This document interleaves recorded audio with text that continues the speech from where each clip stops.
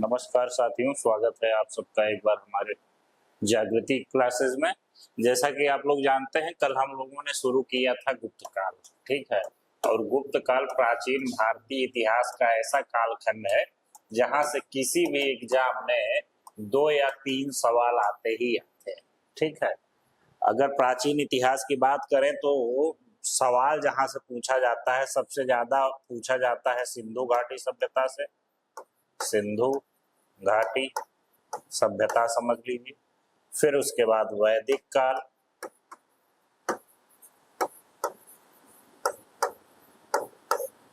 फिर उसके बाद मौर्य काल,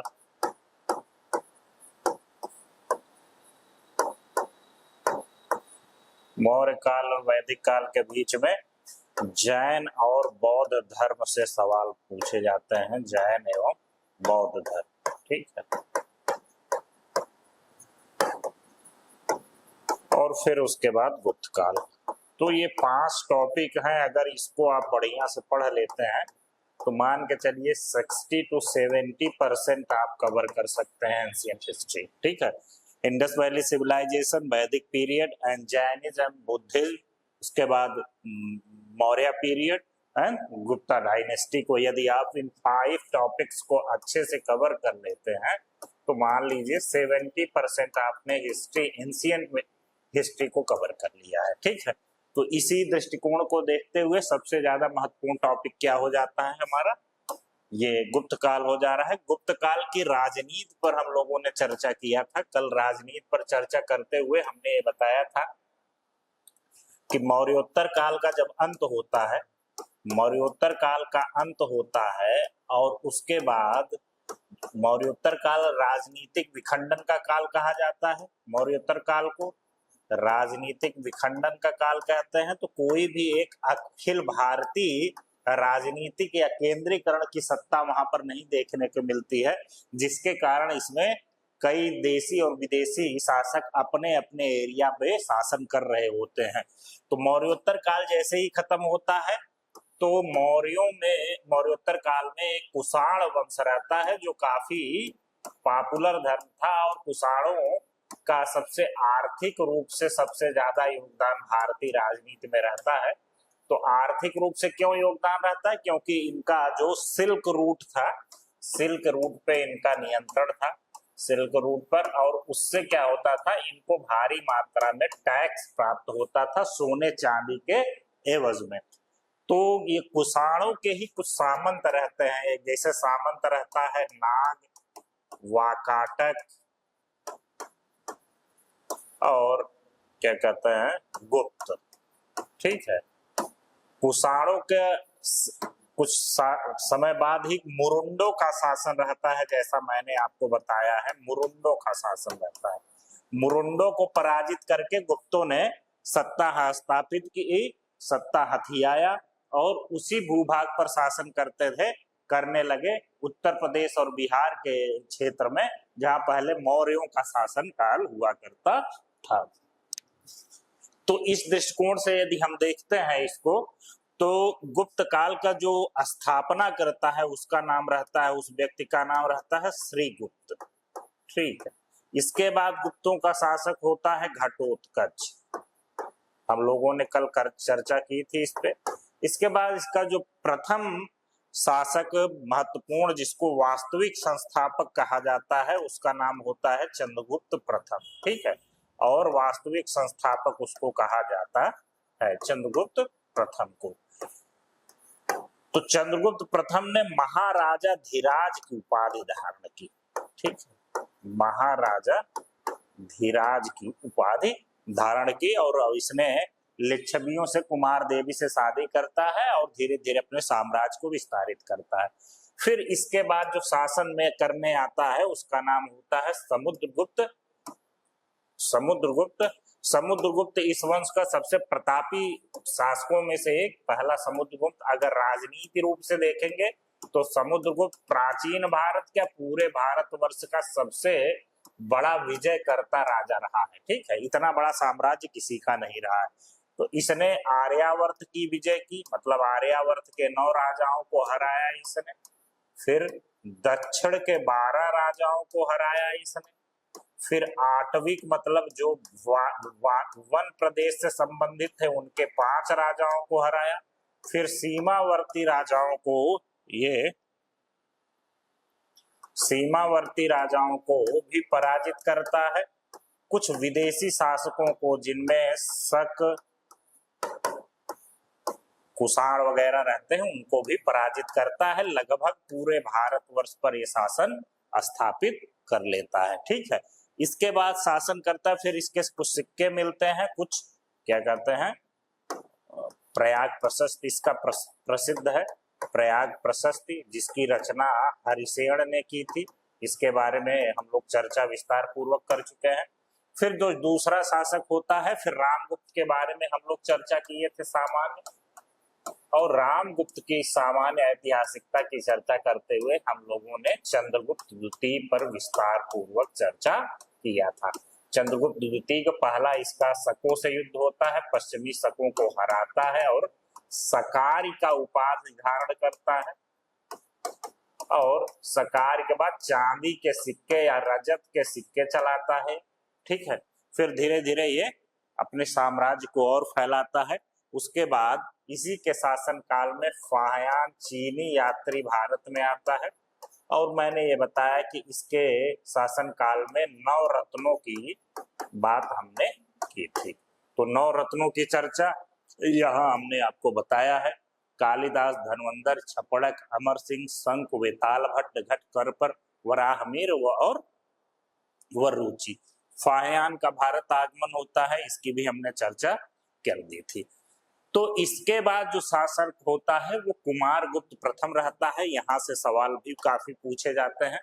और कुमारगुप्त जो शासन रहता है, जो नालंदा विश्वविद्यालय है, आप नाम सुनते होंगे, अभी उसको फिर से जीर्णोद्धार उसका कराया जा रहा है। नालंदा विश्वविद्यालय की स्थापना कुमारगुप्त के समय ही हुई थी, और हम ये जानते हैं कि 1203 में बख्तियार खिलजी ने नालंदा विश्वविद्यालय को जला दिया था। ठीक है, बख्तियार खिलजी ने नालंदा विश्वविद्यालय को जला दिया था। तो नालंदा विश्वविद्यालय की स्थापना करता है। इसके शासन काल की अवधि अगर आप देखेंगे 415 से लेके 454 तक, लगभग 40 साल तक शासन करता है। 39 साल अगर देखें तो उत्तराधिकार का विवाद कुमारगुप्त से पूर्व गोविंद गुप्त, रामगुप्त की पत्नी जो ध्रुव देवी थे उसका पुत्र था, और चंद्रगुप्त द्वितीय का भी पुत्र था, और ये कुमारगुप्त भी उसी का पुत्र था। क्योंकि यहाँ पर क्या कहते थे, आमतौर पर माना जाता था कि राजा का जो ज्येष्ठ पुत्र होगा वही शासन करेगा, लेकिन व्यवहार में ऐसा नहीं हो पाया था। कई लोग हैं जो सक्षम होगा, जो बलशाली होगा, जो सत्ता हथिया पाएगा वही शासन करेगा। ये विवादास्पद विषय है। ठीक है, अगर इसकी बात करें तो बिलसण अभिलेख याद कर लीजिए। शासन की प्रथम तिथि कुमारगुप्त तथा गुप्तों की वंशावली प्राप्त होती है। एक और कुमारगुप्त का अभिलेख है जो बहुत प्रमुख है, इसके मंदसौर अभिलेख। सुव्यवस्थित शासन का रचनाकार वत्स भट्टी रहता है। इसका रचनाकार किसका? मंदसौर अभिलेख का। इसी में रेशम बुनकरों की भी बात होती है। ठीक है, किसमें? मंदसौर अभिलेख में रेशम बुनकरों की बात होती है। तो रचनाकार महत्वपूर्ण है। मंदसौर अभिलेख का कौन रचनाकार है? तो वत्स भट्टी। ये याद कर लीजिए, नोट कर लीजिए, और हम तो दे ही रहे हैं आपको पीपीटी या नोट्स, इसको बढ़िया से पढ़िए। गुप्त शासकों में सबसे ज्यादा अगर अभिलेख किसी के मिलते हैं तो वो किसके मिलते हैं? वो कुमारगुप्त प्रथम के मिलते हैं। कुछ इसकी उपलब्धियां हैं, मुद्राएं हैं। मुद्रा मतलब कॉइन्स। मध्य भारत में रजत सिक्कों का प्रचलन इसने किया था। तो रजत सिक्कों का प्रचलन इसके पहले कौन कर चुका था? इसके पहले चंद्रगुप्त द्वितीय या विक्रमादित्य ने किया था। किसके उपलक्ष्य में? शक विजय के उपलक्ष्य में किया था। रजत सिक्कों का प्रयोग ये भी करता है। मुद्राओं पर गरुड़ के स्थान पर इसने मोर बनाया। ठीक है, गरुड़ मतलब ये भगवान विष्णु का गरुड़ प्रतीक रहा है। मोर किसके प्रतीक रहे हैं? कार्तिकेय का नाम सुने होंगे, शिव के एक पुत्र रहे हैं कार्तिकेय। इसने भी अश्वमेध यज्ञ किया और उपाधि महेंद्रादित्य की लेता है, श्री महेंद्र की उपाधि लेता है और अश्वमेध महेंद्र की उपाधि लेता है, 3 उपाधियां लेता है। पुष्यमित्रों का आक्रमण इसके शासन काल में होता है और इसका एक पुत्र रहता है स्कंदगुप्त, उसने पुष्यमित्रों को पराजित किया। तो ये मोटा मोटी हो गया कि उत्तराधिकार का विवाद होता है लेकिन अंतिम शासक ये बनता है। बिलसड़ अभिलेख से इसके कुमारगुप्त की जानकारी मिलती है, मंदसौर अभिलेख से इसके शासन व्यवस्था का पूरा जानकारी मिलता है और उसका जो रचनाकार रहता है वो वत्स भट्टी रहता है। इतना ही आपको जानना है। सबसे ज्यादा अभिलेख किसका मिलता है तो कुमारगुप्त प्रथम का मिलता है। इसके मध्य भारत में मतलब मध्य प्रदेश के विदिशा नाम सुने होंगे आप, विदिशा से इसके रजत सिक्के मिलते हैं काफी मात्रा में। इसके मुद्राओं पर गरुड़ नहीं लिखा रहता जैसा कि चंद्रगुप्त द्वितीय, और सबसे ज्यादा गरुड़ प्रतीक मिलता है समुद्रगुप्त के, यहाँ मयूर मिलता है। इसने अश्वमेध यज्ञ किया, पुष्यमित्रों के आक्रमण को इसके पुत्र स्कंदगुप्त ने विफल किया। उपाधियां जैसा कि हमने महेंद्रादित्य या श्री महेंद्र बताया है वो आप करेंगे, ठीक है। हमने शिक्षा का केंद्र नालंदा विश्वविद्यालय की स्थापना इसी के शासन काल में होती है और जो कि महायान बौद्धों का ऑक्सफोर्ड कहा जाता है ये होता है। इसके बाद इसका पुत्र होता है स्कंदगुप्त, इसी के शासन काल में हूणों का आक्रमण होता है। इसका एक महत्वपूर्ण अभिलेख है जिसको भीतरी अभिलेख कहते हैं, उसी से इसकी जानकारी हम लोगों को मिलती है। तो आइए हम लोग जानते हैं। हूणों पर ये विजय स्थापित करता है स्कंदगुप्त। अभी हम लोगों ने सुना कि ये पुष्यमित्रों को भी पराजित किया रहता है, मतलब कुल मिलाकर ये काफी योग्य व्यक्ति रहता है। हूणों को भी पराजित करता है, कुछ लोक कल्याणकारी कार्य भी ये करता है। इसके शासन काल में विदेशी आक्रमण होते हैं और इसने कौन सी कूटनीति अपनाई उसकी हम लोग चर्चा करेंगे। कूटनीति में क्या, वही चीन में दूत भेजना, दूतावास स्थापित करना, वही। जैसे ही ये शासन संभालता है उस पर हूणों का, हूण मतलब मध्य एशिया के ब्लैक्स या कबीलाई जनजातियां थी, उसने आक्रमण किया और इसका विफल किया इसने। इसका जो गुणगान है एक जूनागढ़ अभिलेख है। जूनागढ़ अभिलेख किसका है आप लोग जानते हैं, कौन शासक था वो, शक शासक, कौन, शक शासक रुद्र दामन का है जूनागढ़ अभिलेख। ये भी जूनागढ़ अभिलेख भी संस्कृत भाषा में है। इसका मिलता है, एक है चंद्रगर्भ परिप्रेक्ष्य पुस्तक, कठिन है, याद कर पाइए तो करिए, उससे भी इसकी जानकारी मिलती है कि इसके शासन काल में हूणों का बहुत बड़ा आक्रमण हुआ था। 2 व्यक्तियों का नाम मिलता है, तोरमाण और मिहिरकुल। तोरमाण का आक्रमण इसके समय में होता है और इसने असफल कर देता है। बाद में मिहिरकुल का होता है जिसमें नरसिंह बालादित्य के समय में वो असफल रहता है वो भी।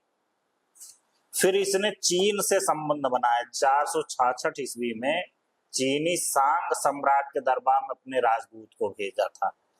तो और एक महत्वपूर्ण चीज, प्रशासनिक सुविधा के लिए अपनी राजधानी जो पहले इसकी थी पाटलिपुत्र बनाता है अयोध्या, ठीक। ये इसके बारे में मिलता है। इसके बारे में एक चीज और मिलता है कि इसने सुदर्शन झील जो रुद्रदामन का जूनागढ़ अभिलेख है उससे 2 चीजों के बारे में जानकारी मिलती है। पहली चीज कि इसने हूणों के आक्रमण को विफल किया, हूणों के आक्रमण को विफल किया,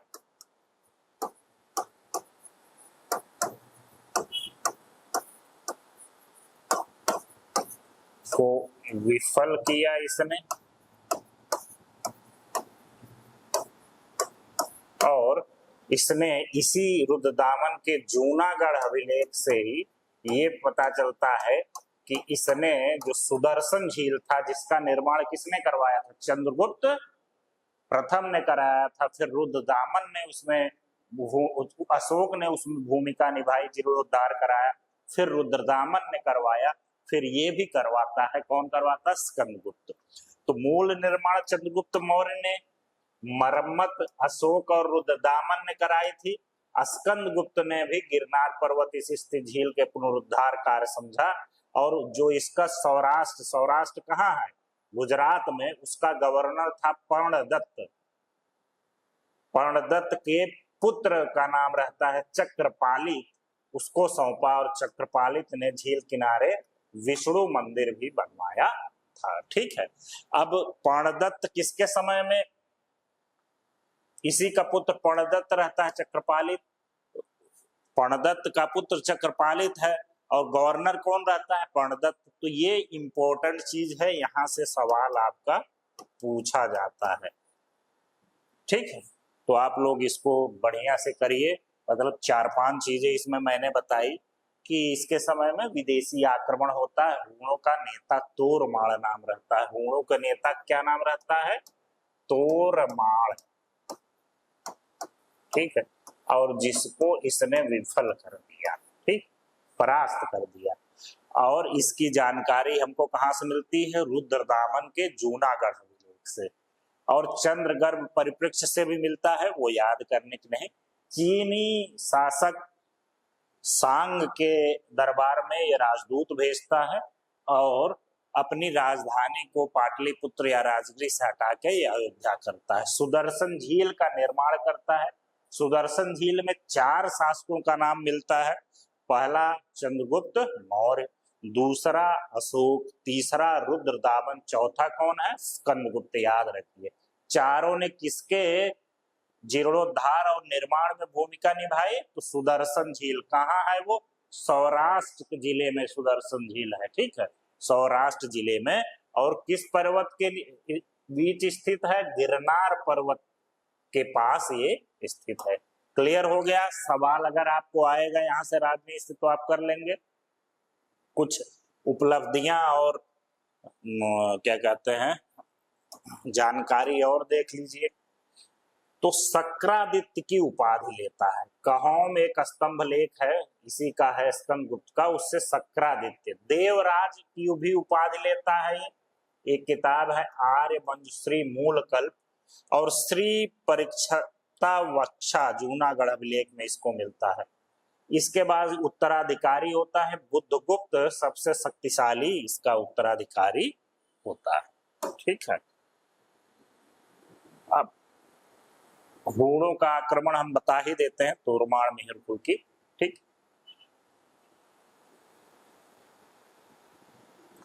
हूणों का आक्रमण होता है गुप्त साम्राज्य में। एरण या मालवा अभिलेख, धन्य विष्णु की इस अभिलेख में तोरमाड़ का उल्लेख है। प्रथम गौड़ शासक तोरमाड़ रहता है, और इसी का कुबलय माला एक चंद्रभागा नदी के तट पर पवैया नामक स्थान से तोरमाड़ के शासन का उल्लेख मिलता है। तोरमाड़ का ही पुत्र रहता है मिहिरकुल। ठीक है, तो ये दोबारा आक्रमण करता है कब, गुप्त शक्ति की दुर्बलता, जब गुप्त शक्ति दुर्बल हो जाती है, इसके क्या कहते हैं जो शासक रहते हैं वो कमजोर हो जाते हैं, तो इसके आंतरिक भागों पर आक्रमण किया। इसका जो प्रमाण मिलता है वो ग्वालियर प्रशस्त तथा वेनसांग के वर्णन से मिलता है। यशोधर्मन द्वारा लगभग 532 ईस्वी के आसपास मालवा का शासक रहता है यशोधर्मन, उसने मिहिरकुल को पराजित किया और उत्तर भारत में प्रभुत्व स्थापित कर मंदसौर अभिलेख जो की जानकारी किससे मिलती है, रेशम बुनकरों को अभी हम लोग चर्चा स्कंदगुप्त किए थे, यहाँ भी यशोधर्मन का ही रहता है मंदसौर अभिलेख। ठीक है, यशोधर्मन का मंदसौर अभिलेख लिखा किसने था उसको, वत्स भट्टी ने। ठीक है, तो इसको आप नोट कर लीजिए। नरसिंहगुप्त बालादित्य द्वारा वेनसांग के अनुसार मगध के इस शासक ने भी मिहिरकुल को पराजित किया था। ठीक है, तो वेनसांग कहता है एक बार यशोधर्मन पराजित करता है और नरसिंह बालादित्य भी पराजित करता है। 2 शासकों का नाम महत्वपूर्ण है हूणों में, तोरमाड़ और मिहिरकुल। देखिए, गुप्त साम्राज्य का पतन होता है, तो और जब गुप्त साम्राज्य का पतन का कारण आप समझ ही रहे हैं क्यों हुआ। पतन का कारण वही, जब हम लोग आप पूरा पढ़ लेंगे तब समझ में आएगा। कमजोर उत्तराधिकारी, वाह आक्रमण, और बहुत बड़ा इनका जो प्रशासनिक तंत्र था और उसमें सामंती प्रथाएं कुछ होने लगी, कुछ चीजों में योग्यता के अनुसार पर वंशावली पर भी महत्वपूर्ण रोल दिया गया। ये सारी चीजें थी जिसके कारण पतन होता है। जब पतन होता है तो उत्तर भारत को जो नया राजनीतिक परिदृश्य बनता है उसमें गुप्तों के पतन के साथ शक्ति का विकेंद्रीकरण होता है। फिर से एक बार जैसी मौर्योत्तर काल की स्थिति थी, लेकिन उस समय तो आर्थिक और सामाजिक रूप से काफी उन्नति देखने को मिलती है। यहाँ आकर देखते हैं तो राजनीति, धर्म और आर्थिक सामाजिक रूप से पतन का काल फिर से शुरू हो जाता है। तो वल्लभी मतलब गुजरात में एक वंश पैदा होता है जिसका नाम है मैत्रक। थानेश्वर में वर्धन वंश होता है। वर्धन मतलब जिसका हर्षवर्धन ही जिसका रहता है। पहला राजा उसका होता है राज्यवर्धन, बताएंगे हम लोग बाकायदा उसको। फिर इसकी अल्पायु मृत्यु हो जाती है तो हर्षवर्धन मात्र 14 वर्ष के उम्र में शासक बनता है। ठीक, मगध में परवर्ती गुप्त ही रहते हैं। मौखरी लोग कन्नौज में रहते हैं। हर्षवर्धन जब आता है तो इसकी बहन का नाम राजश्री रहता है और इसके बहन के पति की मृत्यु हो जाती है तो कन्नौज को भी अपने साम्राज्य में ये थानेश्वर में मिला लेता है। ठीक है, थानेश्वर कहाँ? उज्जैनी या महिष्मती। ठीक है, तो ये प्रथम स्वतंत्र प्रांत गुप्त प्रांतों में सर्वप्रथम जूनागढ़ जो होता है सौराष्ट्र यही है, वो स्वतंत्र हुआ। हूणों का क्या प्रभाव पड़ता है, पतन से जुड़े कुछ महत्वपूर्ण तथ्य हैं उस पर चर्चा कर रहे हैं। हूणों का अधिकार मालवा मध्य भारत के एक बड़े हिस्से पर हो गया। अंतिम महान शासक कौन होता है? कुमारगुप्त तृतीय होता है जो अंतिम महान शासक इसका माना जाता है। तो ये मोटा मोटी आपको देखने को मिला गुप्तों का वंशावली। ठीक है, अगर कुछ और चीज बात करें हम लोग, ठीक, कुछ और बात करें जैसे राजपद, राजसत्ता एवं प्रशासन की प्रकृति की बात करें तो गुप्त वंश के लोग अपने को दैवी उत्पत्ति के सिद्धांत से मानते थे। राजपद एवं राजसत्ता मानते थे कि ईश्वर द्वारा प्रदत्त है और उसको अब कैसे देख सकते हैं उनकी उपाधियों। मौर्यों के विपरीत गुप्त राजाओं ने महाराजाधिराज, परम भट्टारक आदि आडंबरपूर्ण उपाधियां धारण की। उत्तराधिकार कैसा था? राजपद वंशानुगत था, लेकिन राजसत्ता में ज्येष्ठाधिकार का अटल प्रथा का भाव था। हमने चर्चा भी की। दैवी उत्पत्ति का सिद्धांत क्या था? मनुस्मृति में वर्णित यह सिद्धांत गुप्त युग लोकप्रिय नहीं रहा। वाणभट्ट ने इस सिद्धांत को स्पष्ट रूप से तिरस्कार किया है। धार्मिक स्वरूप क्या था? राजा को रक्षा एवं पालन करने वाला भगवान विष्णु के रूप में देखा जाना लगा। राज सत्ता की देवी लक्ष्मी विष्णु की पत्नी सिक्कों की पीठ पर सदैव अंकित रहती थी। देखिए ये सब बना हुआ। शासन की प्रकृति कैसी थी? गुप्तों की शासन व्यवस्था मौलिक नहीं थे। इसमें पूर्व मौलिक मतलब नेचुरल, खुद से नहीं किए थे बल्कि कहीं से ये लोग उस चीज को लाए थे, कॉपी किए थे। मौर्यों की परवर्ती मौर्य, सातवाहन, शक, कुषाणों की प्रशासनिक व्यवस्था की विधियों का समावेश। मौलिकता का मतलब क्या होता है? मौलिकता का मतलब होता है कि जो आप द्वारा स्वयं से निर्मित हो।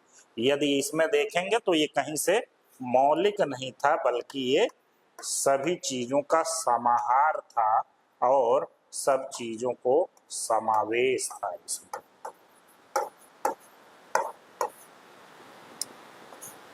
ठीक है, ये चीजें हैं। बात समझ में आ रही है?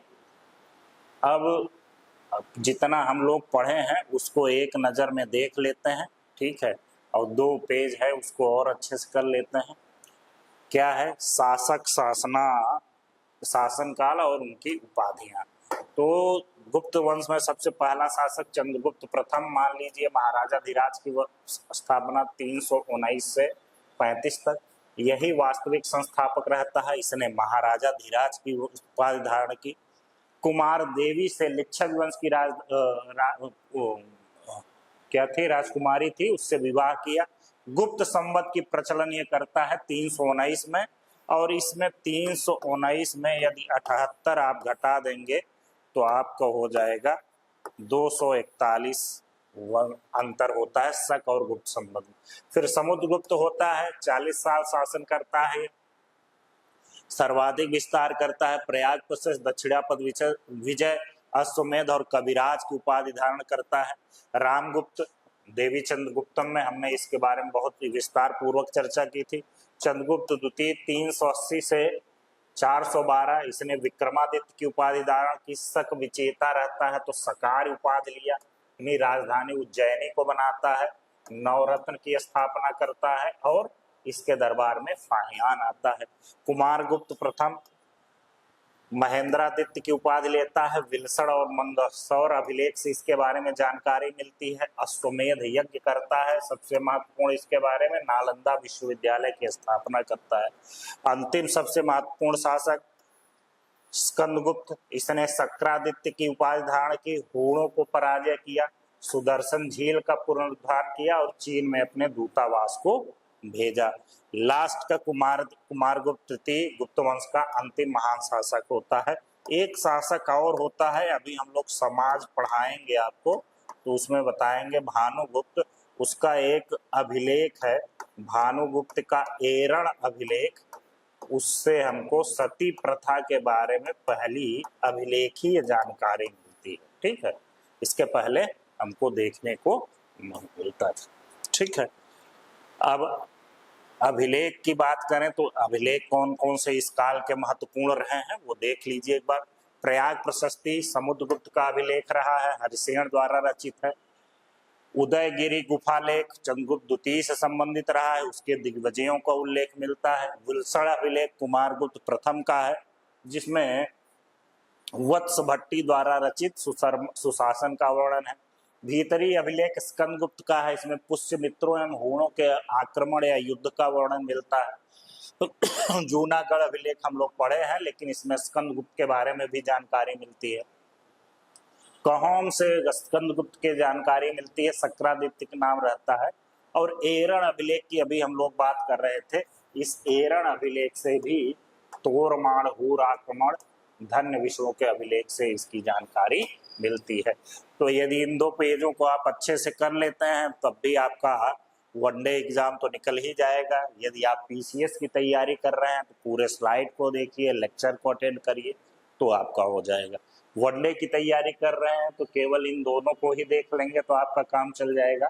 लेकिन अगर इतिहास में समझ बनाना चाहते हैं, इतिहास को आप केवल रटना नहीं बल्कि समझना भी चाहते हैं, तो क्लास को जरूर देखिए, उस पर फीडबैक दीजिए। हम मिलते हैं कल फिर इसी समय आपसे। जो भी आपका डाउट रहे, कोई भी समस्या रहे तो हमसे उसको एक बार आप जरूर बताइए। मिलते हैं कल। ठीक, नमस्कार।